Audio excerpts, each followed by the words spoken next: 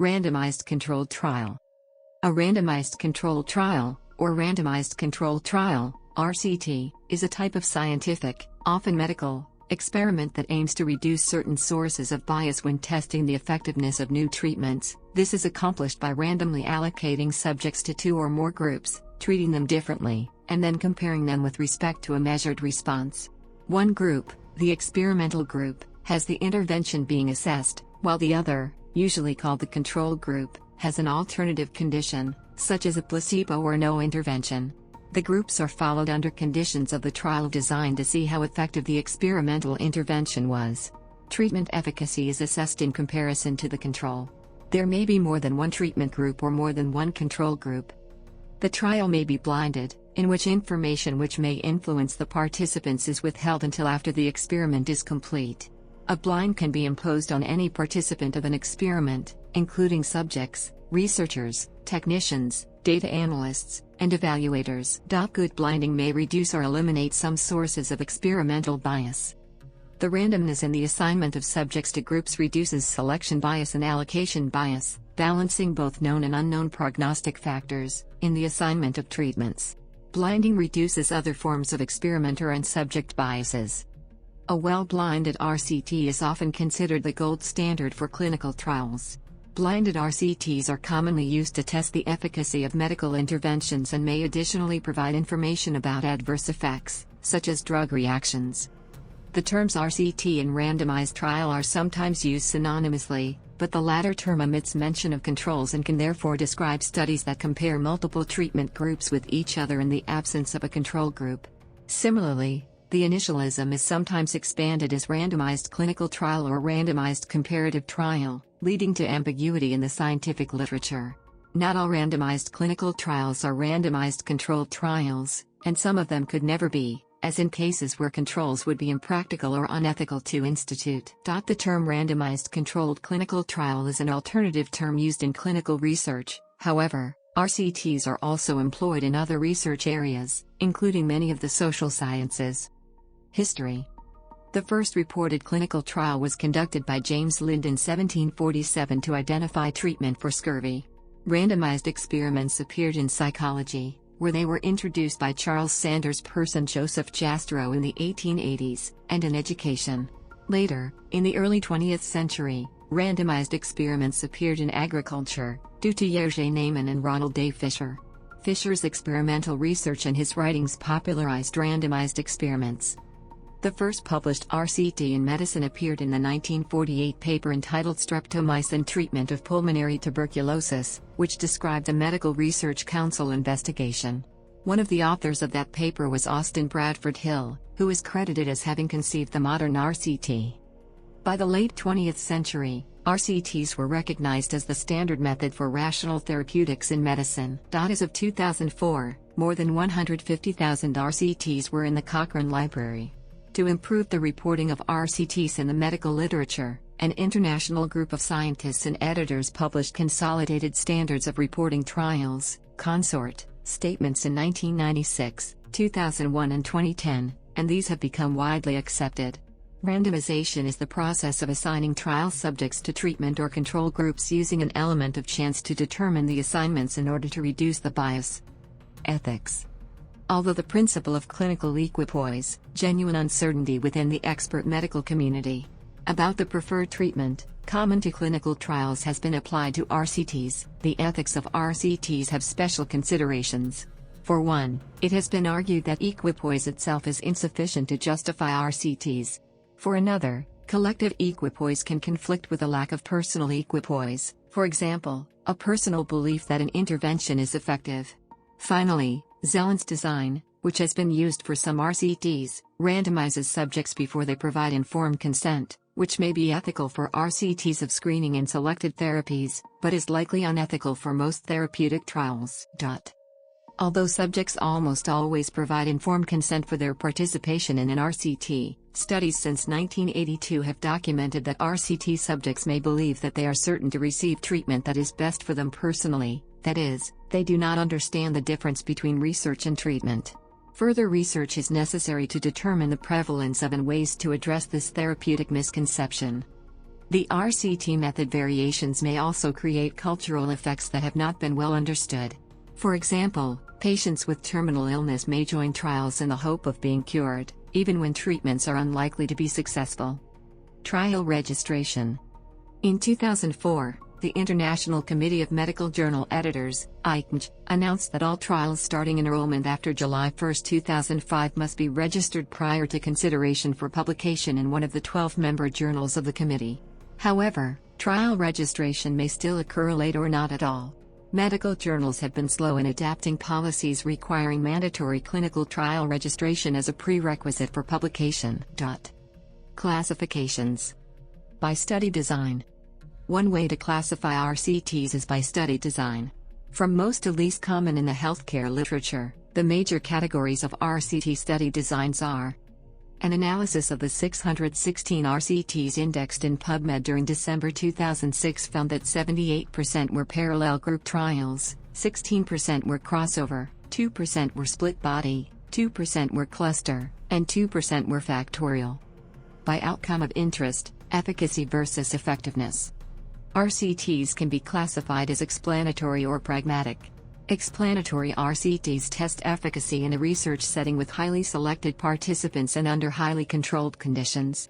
In contrast, pragmatic RCTs, PRCTs, test effectiveness in everyday practice with relatively unselected participants and under flexible conditions. In this way, pragmatic RCTs can inform decisions about practice. By hypothesis, superiority versus non-inferiority versus equivalence. Another classification of RCTs categorizes them as superiority trials, non-inferiority trials, and equivalence trials, which differ in methodology and reporting. Most RCTs are superiority trials, in which one intervention is hypothesized to be superior to another in a statistically significant way. Some RCTs are non-inferiority trials to determine whether a new treatment is no worse than a reference treatment. Other RCTs are equivalence trials in which the hypothesis is that two interventions are indistinguishable from each other. Randomization. The advantages of proper randomization in RCTs include: there are two processes involved in randomizing patients to different interventions. First is choosing a randomization procedure to generate an unpredictable sequence of allocations. This may be a simple random assignment of patients to any of the groups at equal probabilities, may be restricted, or may be adaptive. A second and more practical issue is allocation concealment, which refers to the stringent precautions taken to ensure that the group assignment of patients are not revealed prior to definitively allocating them to their respective groups. Non-random systematic methods of group assignment, such as alternating subjects between one group and the other, can cause limitless contamination possibilities and can cause a breach of allocation concealment. However, empirical evidence that adequate randomization changes outcomes relative to inadequate randomization has been difficult to detect. Procedures. The treatment allocation is the desired proportion of patients in each treatment arm. An ideal randomization procedure would achieve the following goals. However, no single randomization procedure meets those goals in every circumstance, so researchers must select a procedure for a given study based on its advantages and disadvantages. Simple. This is a commonly used and intuitive procedure, similar to repeated fair coin tossing. Also known as complete or unrestricted randomization, it is robust against both selection and accidental biases. However, its main drawback is the possibility of imbalanced group sizes in small RCTs. It is therefore recommended only for RCTs with over 200 subjects. Restricted. To balance group sizes in smaller RCTs, some form of restricted randomization is recommended. The major types of restricted randomization used in RCTs are: adaptive. At least two types of adaptive randomization procedures have been used in RCTs, but much less frequently than simple or restricted randomization. Allocation concealment. Allocation concealment, defined as the procedure for protecting the randomization process so that the treatment to be allocated is not known before the patient is entered into the study, is important in RCTs. In practice, clinical investigators in RCTs often find it difficult to maintain impartiality. Stories abound of investigators holding up sealed envelopes to lights or ransacking offices to determine group assignments in order to dictate the assignment of their next patient. Such practices introduce selection bias and confounders, both of which should be minimized by randomization, possibly distorting the results of the study. Adequate allocation concealment should defeat patients and investigators from discovering treatment allocation once a study is underway and after the study has concluded. Treatment-related side effects or adverse events may be specific enough to reveal allocation to investigators or patients, thereby introducing bias or influencing any subjective parameters collected by investigators or requested from subjects. Some standard methods of ensuring allocation concealment include sequentially numbered, opaque, sealed envelopes, SNOs, sequentially numbered containers, pharmacy-controlled randomization, and central randomization. It is recommended that allocation concealment methods be included in an RCT's protocol, and that the allocation concealment methods should be reported in detail in a publication of an RCT's results. However, a 2005 study determined that most RCTs have unclear allocation concealment in their protocols, in their publications, or both. On the other hand, a 2008 study of 146 meta-analyses concluded that the results of RCTs with inadequate or unclear allocation concealment tended to be biased toward beneficial effects only if the RCT's outcomes were subjective as opposed to objective. Sample size. The number of treatment units, subjects or groups of subjects, assigned to control and treatment groups, affects an RCT's reliability. If the effect of the treatment is small, the number of treatment units in either group may be insufficient for rejecting the null hypothesis in the respective statistical test. The failure to reject the null hypothesis would imply that the treatment shows no statistically significant effect on the treated in a given test. But as the sample size increases, the same RCT may be able to demonstrate a significant effect of the treatment, even if this effect is small. Blinding. An RCT may be blinded, also called masked, by procedures that prevent study participants, caregivers, or outcome assessors from knowing which intervention was received. Unlike allocation concealment, blinding is sometimes inappropriate or impossible to perform in an RCT. For example, if an RCT involves a treatment in which active participation of the patient is necessary, e.g., physical therapy, participants cannot be blinded to the intervention. Traditionally, blinded RCTs have been classified as single-blind, double-blind, or triple-blind. However, in 2001 and 2006 two studies showed that these terms have different meanings for different people. The 2010 consort statement specifies that authors and editors should not use the terms single-blind, double-blind, and triple-blind. Instead, reports of blinded RCT should discuss if done, who was blinded after assignment to interventions, for example, participants, care providers, those assessing outcomes, and how. RCTs without blinding are referred to as unblinded, open, or, if the intervention is a medication, open label. In 2008 a study concluded that the results of unblinded RCTs tended to be biased toward beneficial effects only if the RCT's outcomes were subjective as opposed to objective. For example, in an RCT of treatments for multiple sclerosis, unblinded neurologists, but not the blinded neurologists, felt that the treatments were beneficial. In pragmatic RCTs, although the participants and providers are often unblinded, it is still desirable and often possible to blind the assessor or obtain an objective source of data for evaluation of outcomes. Analysis of data. The types of statistical methods used in RCTs depend on the characteristics of the data and include. Regardless of the statistical methods used, important considerations in the analysis of RCT data include reporting of results. The Consort 2010 statement is an evidence-based, minimum set of recommendations for reporting RCTs.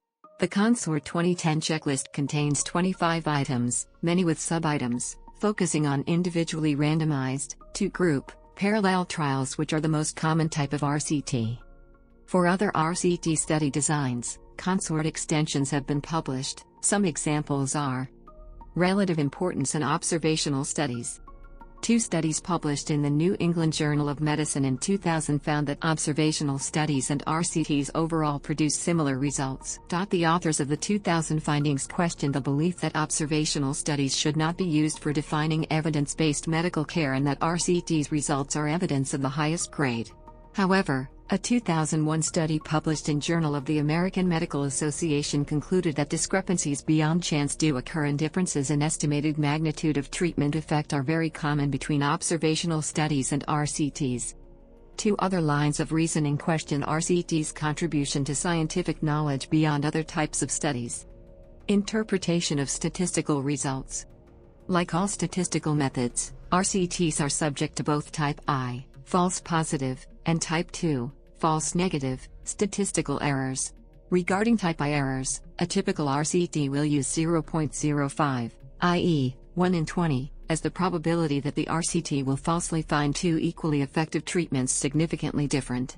Regarding type II errors, despite the publication of a 1978 paper noting that the sample sizes of many negative RCTs were too small to make definitive conclusions about the negative results, by 2005 to 2006 a sizable proportion of RCTs still had inaccurate or incompletely reported sample size calculations. Peer review. Peer review of results is an important part of the scientific method. Reviewers examine the study results for potential problems with design that could lead to unreliable results, for example by creating a systematic bias, evaluate the study in the context of related studies and other evidence, and evaluate whether the study can be reasonably considered to have proven its conclusions.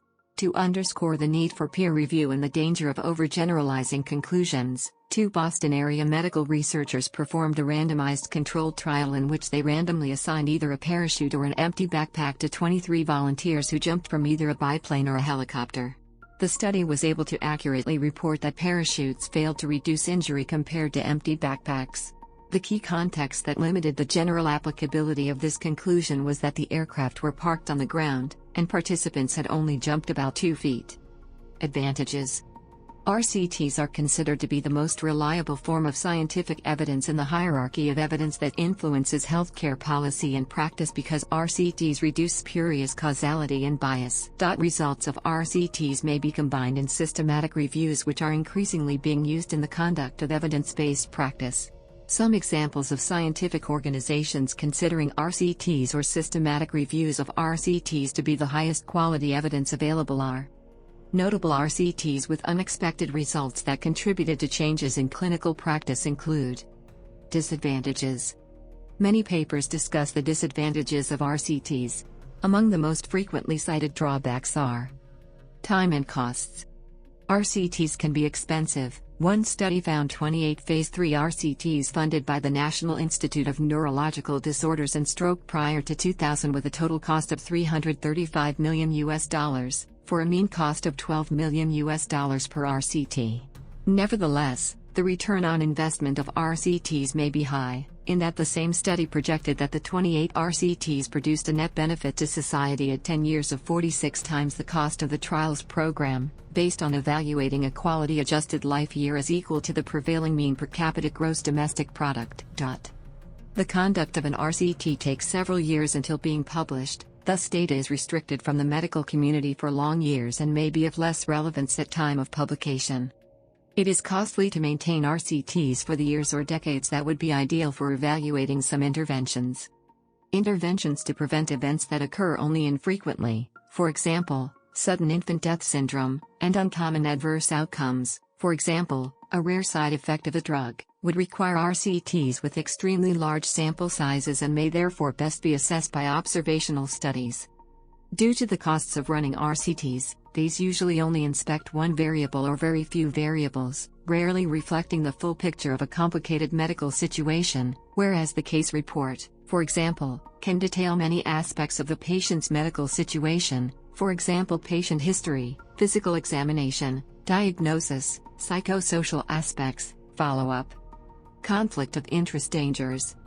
A 2011 study done to disclose possible conflicts of interests in underlying research studies used for medical meta-analyses reviewed 29 meta-analyses and found that conflicts of interests in the studies underlying the meta-analyses were rarely disclosed. The 29 meta-analyses included 11 from general medicine journals, 15 from specialty medicine journals, and 3 from the Cochrane database of systematic reviews. The 29 meta-analyses reviewed an aggregate of 509 randomized controlled trials, RCTs. Of these, 318 RCTs reported funding sources with 219, 69%, industry-funded. 132 of the 509 RCTs reported author conflict of interest disclosures, with 91 studies, 69%, disclosing industry financial ties with one or more authors. The information was, however, seldom reflected in the meta-analysis. Only 2.7% reported RCT funding sources and none reported RCT author industry ties. The authors concluded without acknowledgement of COI due to industry funding or author industry financial ties from RCTs included in meta-analysis. Readers' understanding and appraisal of the evidence from the meta-analysis may be compromised. Some RCTs are fully or partly funded by the healthcare industry, for example, the pharmaceutical industry, as opposed to government, non-profit, or other sources. Data Systematic Review published in 2003 found 4 1986 to 2002 articles comparing industry-sponsored and non-industry-sponsored RCTs, and in all the articles there was a correlation of industry sponsorship and positive study outcome. A 2004 study of 1999 to 2001 RCTs published in leading medical and surgical journals determined that industry-funded RCTs are more likely to be associated with statistically significant pro-industry findings. These results have been mirrored in trials in surgery, where although industry funding did not affect the rate of trial discontinuation, it was however associated with a lower odds of publication for completed trials. One possible reason for the pro-industry results in industry-funded published RCTs is publication bias.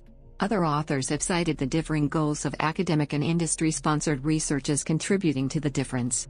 Commercial sponsors may be more focused on performing trials of drugs that have already shown promise in early-stage trials, and on replicating previous positive results to fulfill regulatory requirements for drug approval. Ethics.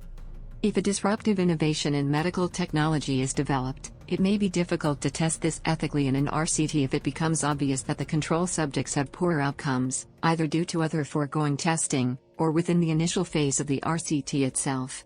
Ethically, it may be necessary to abort the RCT prematurely, and getting ethics approval, and patient agreement, to withhold the innovation from the control group in future RCTs may not be feasible. Historical control trials, HCT, exploit the data of previous RCTs to reduce the sample size. However, these approaches are controversial in the scientific community and must be handled with care. In social science. Due to the recent emergence of RCTs in social science, the use of RCTs in social sciences is a contested issue. Some writers from a medical or health background have argued that existing research in a range of social science disciplines lacks rigor, and should be improved by greater use of randomized controlled trials. Transport science. Researchers in transport science argue that public spending on programs such as school travel plans could not be justified unless their efficacy is demonstrated by randomized controlled trials. Graham Rowe and colleagues reviewed 77 evaluations of transport interventions found in the literature, categorizing them into 5 quality levels. They concluded that most of the studies were of low quality and advocated the use of randomized controlled trials wherever possible in future transport research. Dr. Steve Melia took issue with these conclusions, arguing that claims about the advantages of RCTs, in establishing causality and avoiding bias, have been exaggerated. He proposed the following 8 criteria for the use of RCTs in contexts where interventions must change human behavior to be effective. The intervention and the causal mechanisms. International development.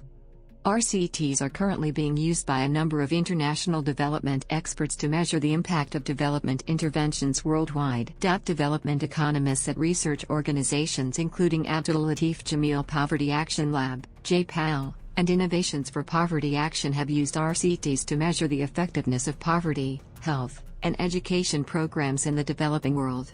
While RCTs can be useful in policy evaluation, it is necessary to exercise care in interpreting the results in social science settings.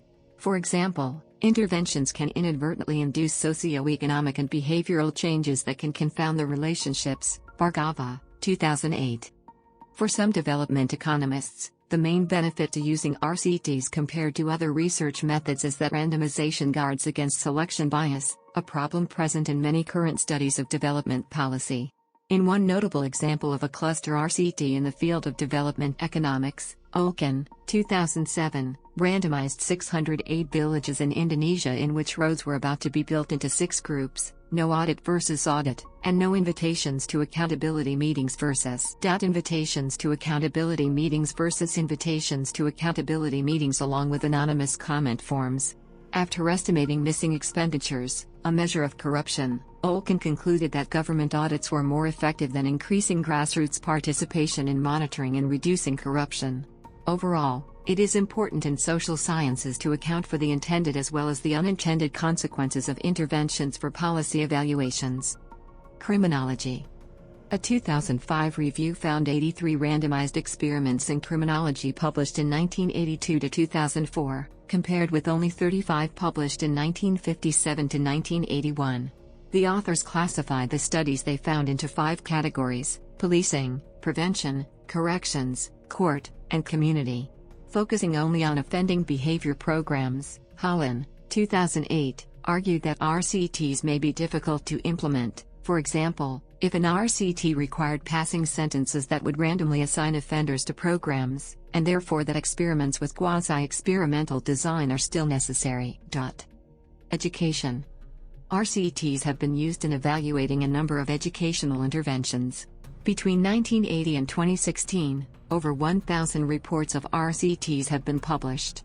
For example, a 2009 study randomized 260 elementary school teachers' classrooms to receive or not receive a program of behavioral screening, classroom intervention, and parent training, and then measured the behavioral and academic performance of their students. Another 2009 study randomized classrooms for 678 first-grade children to receive a classroom-centered intervention, a parent-centered intervention, or no intervention, and then followed their academic outcomes through age 19. Mock randomized controlled trials, or simulations using confectionery, can conducted in the classroom to teach students and health professionals the principles of RCT design and critical appraisal. Criticism. A 2017 review of the 10 most cited randomized controlled trials noted poor distribution of background traits, difficulties with blinding, and discussed other assumptions and biases inherent in randomized controlled trials. These include the unique time period assessment bias, the background traits remain constant assumption, the average treatment effects limitation, the simple treatment at the individual level limitation, the all preconditions are fully met assumption, the quantitative variable limitation, and the placebo-only or conventional treatment-only limitation. Placebo-only or conventional treatment-only limitation. Placebo-only or conventional treatment-only limitation. Placebo-only or conventional treatment